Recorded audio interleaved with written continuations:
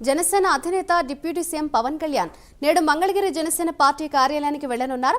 సాయంత్రం హైదరాబాద్ నుంచి గన్నవరం ఎయిర్పోర్టుకు చేరుకోనున్నారు. ఎయిర్పోర్టు నుంచి నేరుగా మంగళగిరి పార్టీ కార్యాలయానికి వెళ్లనున్నారు పవన్ కళ్యాణ్. రేపు జరిగే కేబినెట్ సమావేశంలో పవన్ కళ్యాణ్ పాల్గొననున్నారు. అసెంబ్లీలో నడుచుకోవాల్సిన విధి విధానాలపై ఎమ్మెల్యేలతో పవన్ చర్చించనున్నారు. మంత్రి పదవి బాధ్యతల స్వీకరణకు సంబంధించి ఏర్పాట్లపై అధికారులను అడిగి తెలుసుకోనున్నారు పవన్ కళ్యాణ్.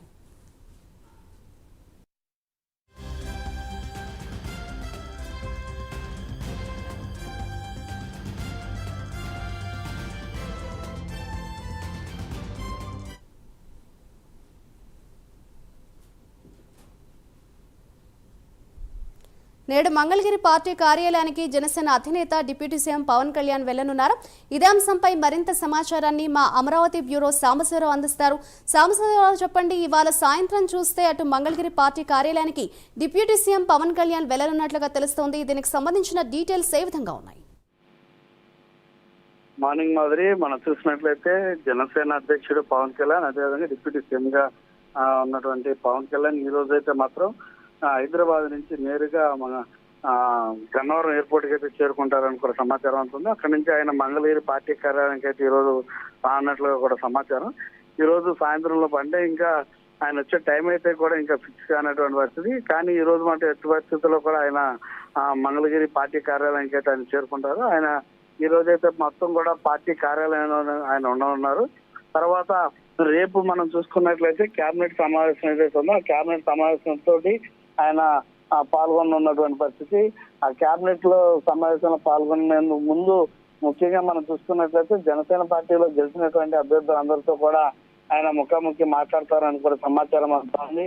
అదేవిధంగా కేబినెట్ లో ముఖ్యంగా మనం చూసుకున్నట్లయితే అసెంబ్లీలో అనుసరించాల్సినటువంటి అంటే ఏదైతే అసెంబ్లీకి సంబంధించినటువంటి కొన్ని కీలక నిర్ణయాలు అయితే తీసుకున్నారో ఆ నిర్ణయాలకు సంబంధించి కూడా పవన్ కళ్యాణ్ అటు కేడర్ ఏదైతే జనసేన తరఫున గెలిచిన ఎమ్మెల్యేలు ఎవరుతున్నారో వారికి దశాదిశాన్ని నిర్దేశించనున్నారు.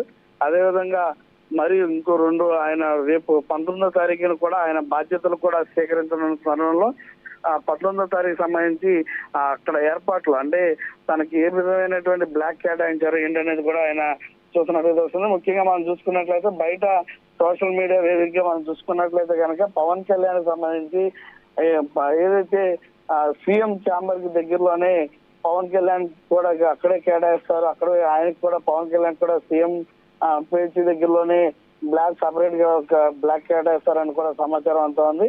అదే కనుక నిజమైతే కనుక మొట్టమొదటిసారిగా సీఎం పేజీ దగ్గర అదే బ్లాక్ లో డిప్యూటీ సీఎం కూడా కేటాయించడం అనేది మొట్టమొదటిసారిగా జరుగుతున్నటువంటి పరిణామంగా మనం చూడాలి. ముఖ్యంగా మనం చూసుకున్నట్లయితే ఇప్పటికే ఆయనకి క్యాంప్ కార్యాలయం కూడా కేటాయించినట్టుగా కూడా మన సమాచారం ఉంటుంది. అది విజయవాడలో ఆయనకి క్యాంప్ కార్యాలయం కూడా కేటాయించినట్టుగా సమాచారం ఉంటుంది.